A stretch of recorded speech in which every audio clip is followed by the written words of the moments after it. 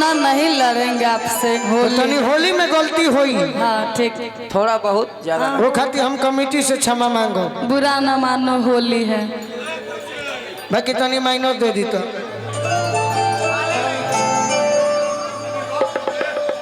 रसे में बा ये हमार कुछ नहीं, कुछ नहीं।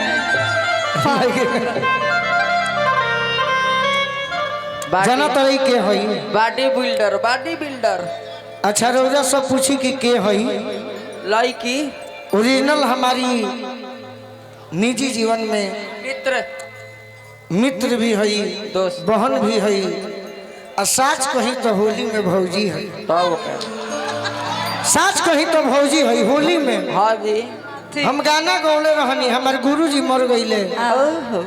अहो गुरुजी के रहते भर में हाँ जी दूसरा के गीत ना गौनी, जौन गौनी अपने गौनी। तब का अदिति गई हन, फलाना गई हन, कौन गीत? कौन कौन गीत? एक ऐसी लड़की थी,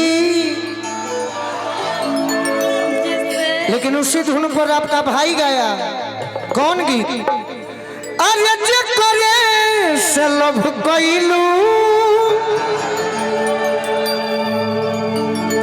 ओ करे से परेशानी बा।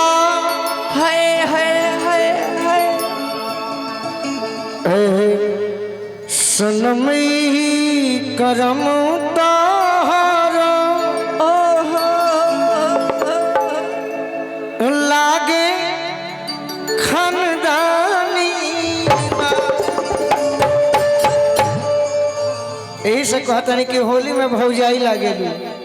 अच्छा हम जानता रहो धर्मेंद्र भैया, हम कहें बोला ना हमारा के कहे दे, बोला बाघ बोला। मतलब आप ही खाली कहिएगा। तू कही हम की शुरुआत हमारा से होके दो। लास्ट में कहियो, लास्ट में यह भौजी ही ये भौजी रोज प्रोग्राम करतिया, अच्छा रोज पैसा कमाती है राजू भैया। आप ही का प्यार आशीर्वाद से। ना ना एको प्रभु के कृपा। हाँ, वो तो है, बाकी ज्यादा आपका है। एको कुड़िया रंग नहीं खिकिनत। यह भौजाई ही है। हाँ जी अरे उंघाई आवता हो, उंघाई आवता फगुआ में भौजाई के उंघाई आवता। फगुआ में भौजाई होलिया में भौजाई के उंघाई आवता। होलिया में भौजाई के उंघाई आवता हो, उंघाई आवता। भैया बता हो भैया उंघाई आवता हो, उंघाई आवता। होलिया में भौजाई के उंघाई आवता। होलिया में भौजाई के, होलिया में भौजाई के उंघाई आवता।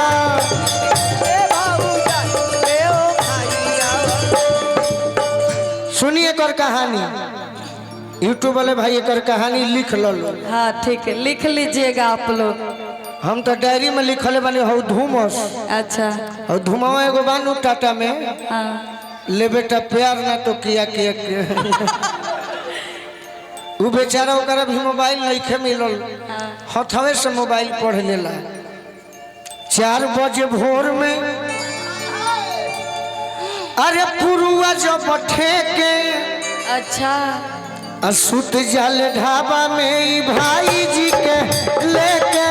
भाई जी के लेके हो, भाई जी के लेके सुत जाल ढाबा में ई भाई जी के लेके। बोली हो हो। हमार डांस देखले बड़ू कि ना?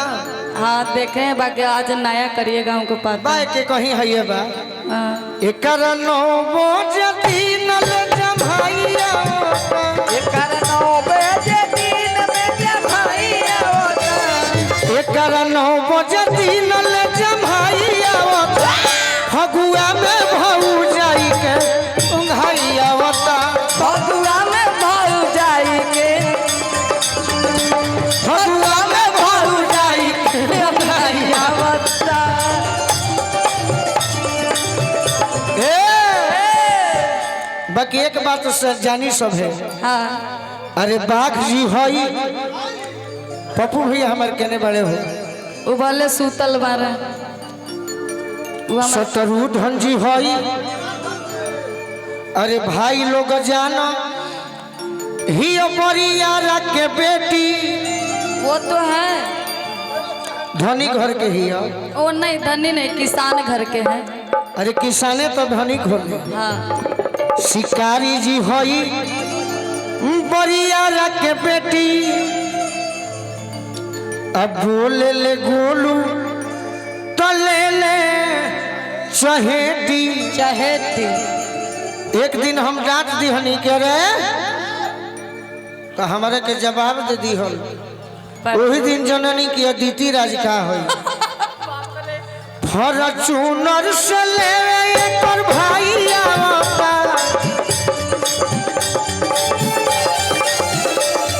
फॉर्च्यूनर से ले कर भाई आवता। अब फगुआ में भऊ जाई केहू भाई आवता। फगुआ में होलिया में भऊ जाई केहू भाई आवता।